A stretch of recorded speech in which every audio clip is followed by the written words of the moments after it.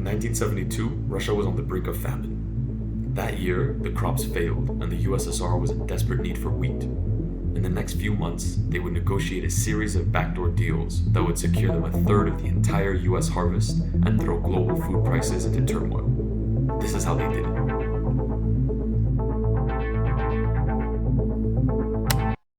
For all the jokes about Russian winter, the USSR was a massive breadbasket. It sat on one of the world's two Kernozem belts, literally black earth in Russian. Kernozem is this ultra-rich, fertile soil, and on top of it they planted a lot of wheat. So much so that big harvests and bread became themes and symbols of revolution, strong society, good government. On this map, all the yellow shows arable land that went to grain, and odds are that that grain was wheat. Dependence on this one crop paid off, until disaster struck. There was a combined heat wave and drought that devastated crops from Poland to Kazakhstan, and this mini 2012 anomaly was dubbed a 100-year event by meteorologists. Others called it the worst modern drought in all of Eastern Europe. Remember all that arable land? Now it looked like this. Concern turned into panic, and Soviet officials realized that they needed a solution, and quickly. A country can only tolerate so many famines. But where could they find so much wheat? Buying it on this scale has never been done before.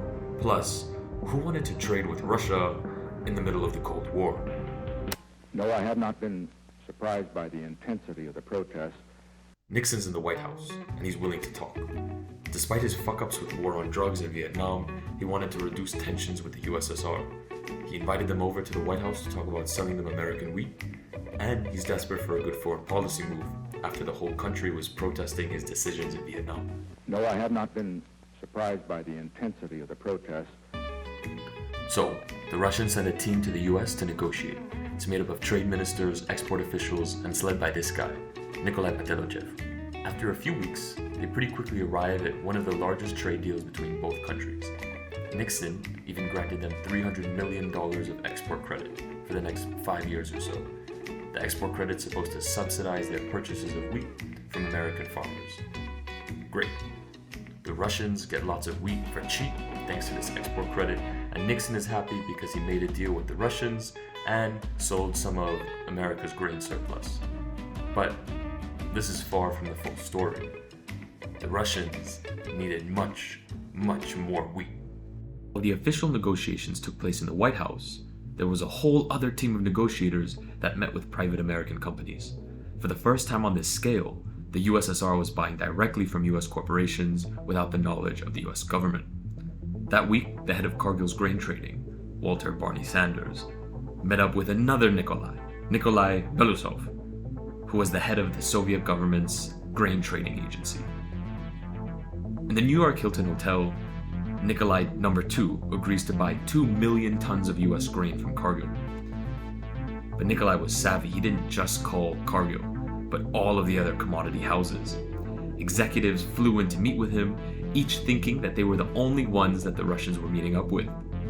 In the next few weeks, he would have completed deals with not just Cargill, but Continental Grain Trading Company, Louis Dreyfus, Cook Industries, and a few others. One grain company executive that bargained with the Russians later said that if the quantities got to be known, then it would hurt their chances of getting a good price. By the end of the summer, the news broke, and the trading houses and government realized that they had given up far too much grain and wheat. To stave off starvation, the two Russian teams, led by Nikolai, bought almost 12 million tons of wheat for almost $1 billion 1972 dollars.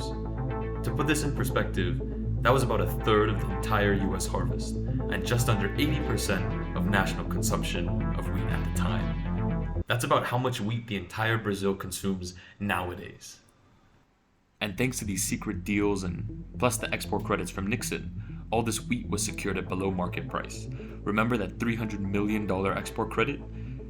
They ended up spending all of it in one summer through those hotel deals with grain company executives.